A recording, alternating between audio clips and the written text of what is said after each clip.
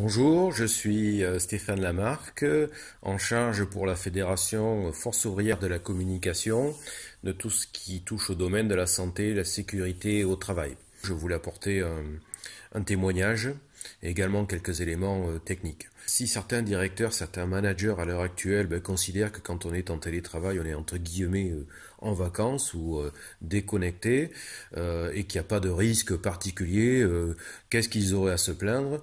Je crois qu'il ne faut surtout pas minimiser les risques psychosociaux dans ces situations, puisque le télétravailleur, quand vous le coupez en quelque sorte du lien social qui est le lien au travail, c'est-à-dire tous les jours aller sur son lieu de travail, être en relation avec des collègues de travail, pouvoir échanger sur des thèmes en lien avec le travail, mais tout le monde a des collègues de travail et parle aussi également sur sa vie privée, sur ce qu'il a fait ce week-end, ce qu'il a fait hier soir, et tout ce lien social quand il est couplé, vous avez des gens, comme on dit, la nature a horreur du vide, qui, le psychique, va prendre le pas dessus et va peut-être surjouer ou surajouter ces situations de stress.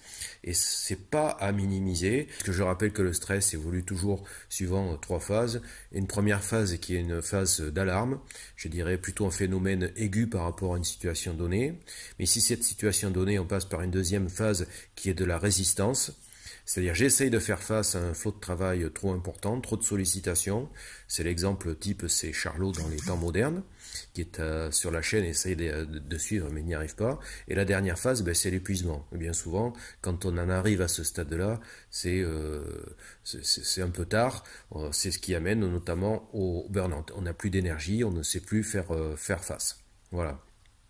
Donc par rapport à tout ça, il est important aussi de pouvoir libérer la parole, de pouvoir ménager des phases de déconnexion et d'arriver à se confier à d'autres personnes. Alors, ce que les gens font des fois auprès de moi, ils cherchent conseil, c'est déjà les écouter, comprendre leurs problématiques et essayer d'y apporter non pas des réponses, mais des conseils. Donc ouvrir des pistes, ça permet à la personne d'avoir une réflexion et d'arriver à un mode de se frayer un chemin et d'arriver à trouver le bon compromis par rapport à ça. Tout le monde pense à l'après. Et il ne faut pas minimiser que la situation risque de durer longtemps et que tout ça devra être pris en compte par l'employeur pour accompagner au mieux les agents. Voilà mes chers camarades, mes chers amis, sur ces témoignages que je voulais vous apporter. Au revoir et à bientôt.